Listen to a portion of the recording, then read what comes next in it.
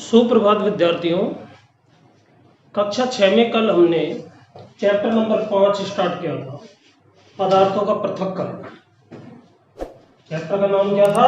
पदार्थों का पृथक्करण।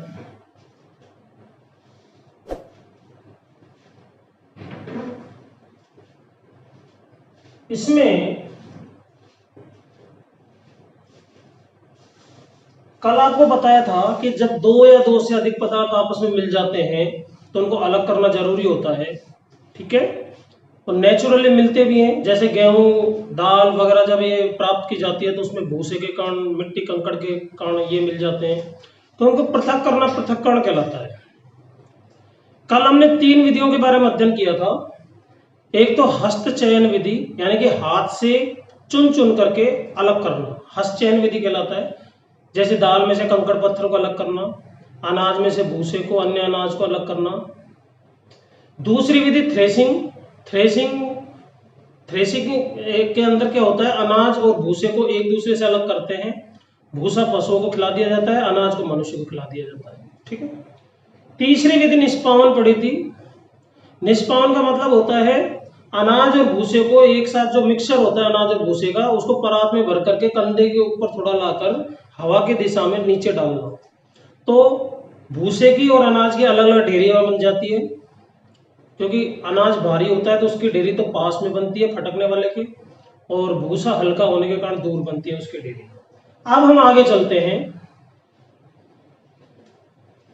आज जो विधि है जिसके बारे में हम अध्ययन करने जा रहे हैं उसका नाम है चालन विधि। कौन सी विधि?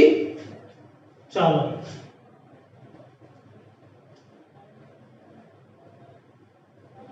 चालन का मतलब होता है चालनी, या जिसको छन्नी कहते हैं, द्वारा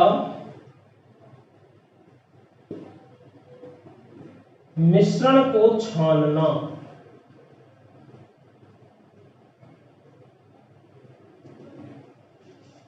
ये एक ऐसी विधि है जिसको रोजाना हम अपने घरों में देखते हैं।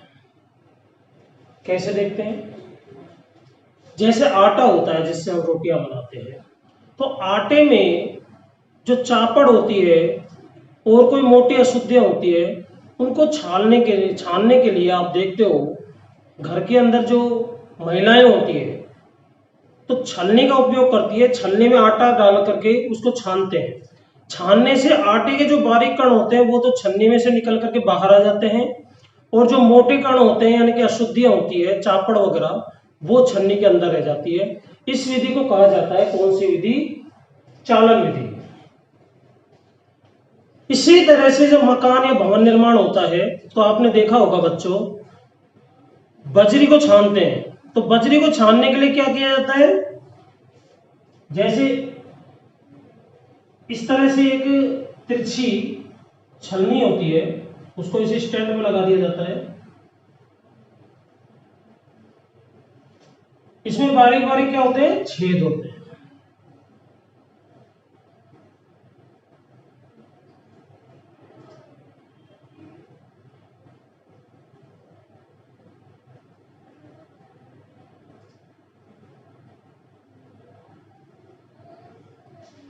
इसके ऊपर डाल दी जाती है क्या? बजरी। तो बजरी जब इसमें डाल देते हैं तो ये जो बजरी है जब नीचे गिरती है तो इसमें से जो बजरी के कण होते हैं, बारीक कण, वो तो आ जाते हैं नीचे। बारीक कण नीचे गिर जाते हैं, और जो मोटे कण होते हैं वो अलग हो जाते हैं छन करके। यानी कि ये क्या है? अशुद्धियां।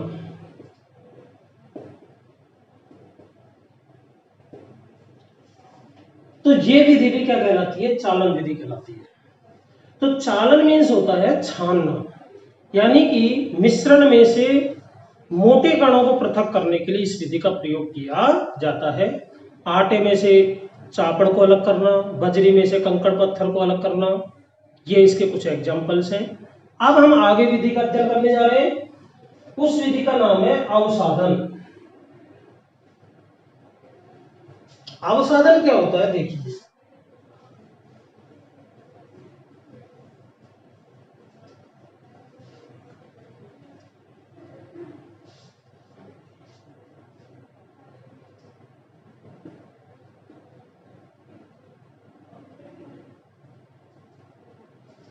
अवसादन।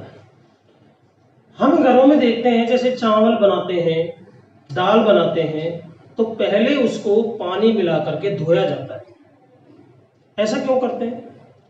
क्योंकि कुछ अशुद्धियों के कण इतने छोटे होते हैं कि उनको आप चालन विधि से अलग नहीं कर सकते, छान करके अलग नहीं कर सकते। ना ही हस्तचयन से उनको अलग कर सकते हो। हस्तचयन से मोटी अशुद्धियों को अलग कर सकते हैं, तभी तो चुन पाओगे। लेकिन जो कण आपको नजर ही नहीं आ रहे उनको कैसे अलग करोगे? तो इसके लिए अवसादन विधि का प्रयोग किया जाता है। अवसादन विधि में क्या होता है, मिश्रण के अंदर पानी मिलाया जाता है और फिर उसको अच्छे तरीके से धोते हैं।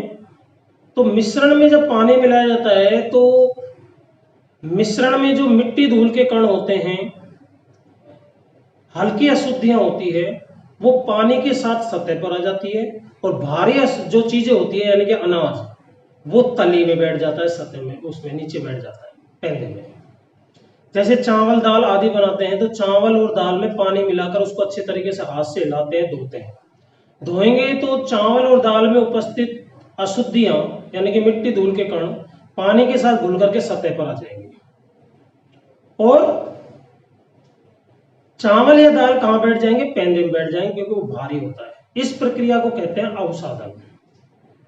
फिर हम क्या करेंगे, उसको तिरछा करके, पात्र को, जिस पात्र में आप चावल या दाल को धो रहे हो, उस पात्र को तिरछा करके मिट्टी और धूल की अशुद्धियों सहित पानी को तो बाहर निकाल दिया जाता है और चावल और दाल पात्र के अंदर शेष रह जाती है। ठीक है? तो अवसादन और निस्तारण, ये निस्तारण कहलाता है। मिट्टी धूल सहित पानी को बाहर निकालना निस्तारण कहलाता है। ठीक है? एक चीज और होती है निस्यंदन। इसको समझना है, निस्यंदन क्या है।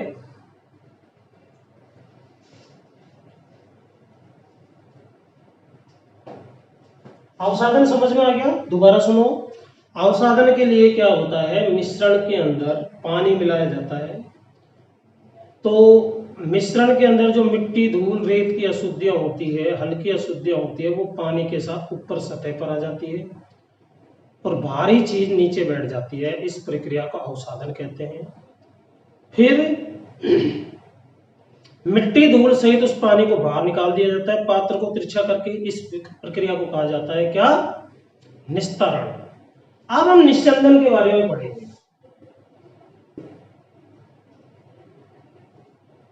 वैसे निस्यंदन का मतलब ही छानना ही होता है, लेकिन अंतर है इसमें।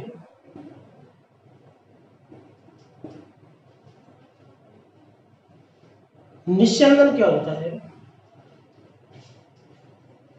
ये सब छानने के रूप में, लेकिन कई बार क्या होता है, अशुद्धियां इतनी छोटी होती है कि आप उनको सामान्य चीज से नहीं छान सकते। जैसे आपके घरों में नल से पानी आ रहा है, कई बार गंदा पानी आ जाता है, मिट्टी धूल मिल जाती है, उसके अंदर सीवेज का पानी मिल जाता है, तो गंदला गंदला सा पानी आता है। तो आपने देखा होगा घर की महिलाएं या जो भी पानी को भरता है, कपड़े से छान करके उस पानी को भरते हैं। कपड़े से छानने से मोटी अशुद्धियां जो कपड़े के अंदर रह जाती है, लेकिन बारीक अशुद्धियां नहीं निकल पाती। पानी को पूर्ण रूप से शुद्ध करने के लिए आप ये कह सकते हैं कि ज्यादातर अशुद्धियों से मुक्त करने के लिए फिल्टर पेपर का उपयोग करते हैं। इसका फिल्टर पेपर, छानक पत्र भी कहते हैं इसको। इसके लिए हमने इस तरह से व्यवस्था की।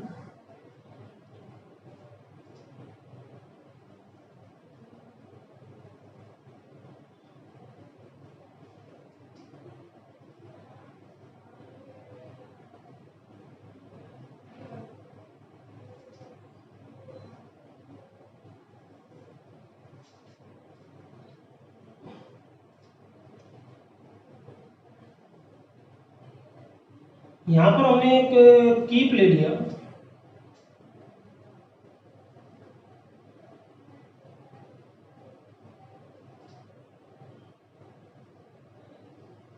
और कीप के अंदर क्या डाल दिया, लगा दिया छानक पत्र। ये छानक पत्र है। यहां पर एक बीकर रख दिया, ये स्टैंड है,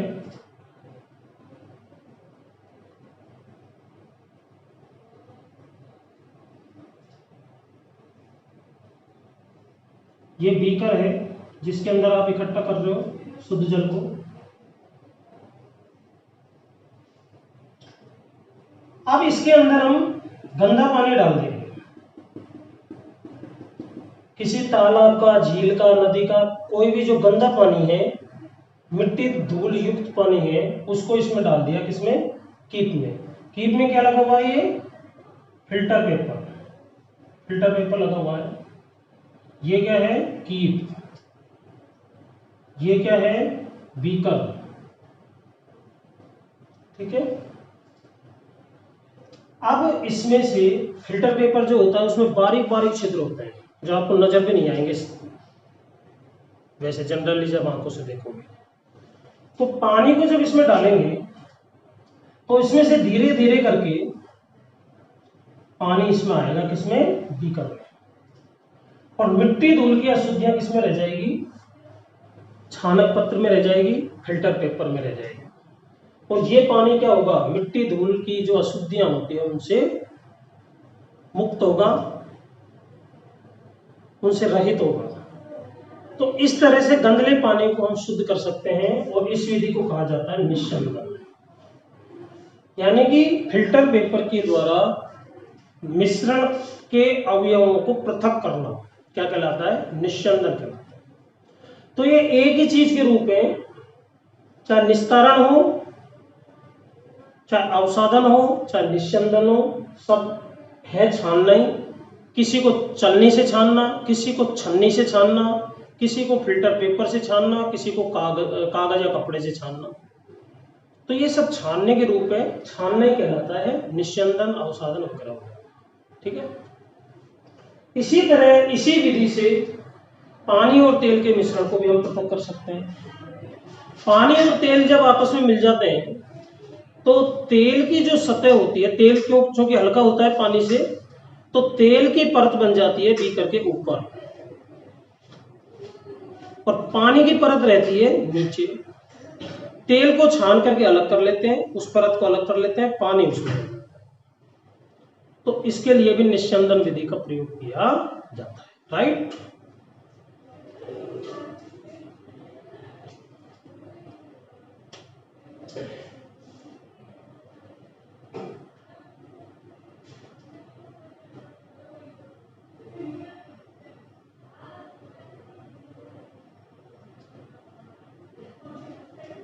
फल और सब्जियों का जब रस निकाला जाता है, जूस निकाला जाता है, तो आप देखते हो जैसे मौसमी का जूस निकाल रहे हो, संतरे का निकाल रहे हो, आम की तो खैर गुठली मोटी होती है, तो इनके बीज भी उस रस के साथ आ जाते हैं। तो जूस को अलग करने के लिए आप क्या करते हो? छलनी से छानते हो उसको। छानने से बीज अलग हो जाएंगे, जूस अलग हो जाएगा। ठीक है। तो ये भी एक निस्यंदन ही है। तो इन विधियों को आज आपको याद रखना है जो मैंने आज बताई। सब में अंतर बता दिया। अवसादन क्या होता है, निस्तारण क्या होता है, निस्यंदन क्या होता है। इसके अलावा चालन विधि बताई। सबका मतलब होता है छानना, किसी को छन्नी से छानना, किसी को फिल्टर पेपर से छानना। ये डिपेंड करता है किस पर? अशुद्धियों की साइज पर। क्या अशुद्धियां कितनी बड़ी है? ज्यादा बड़ी है तो छन्नी का उपयोग करो, बहुत छोटी है जिसको आप अलग ही नहीं कर सकते, आंखों से या चयन करके, हाथों से चयन करके अलग नहीं कर सकते, उसके लिए छानक पत्र या फिल्टर पेपर का उपयोग किया जाता है। आज के लिए इतना ही। धन्यवाद।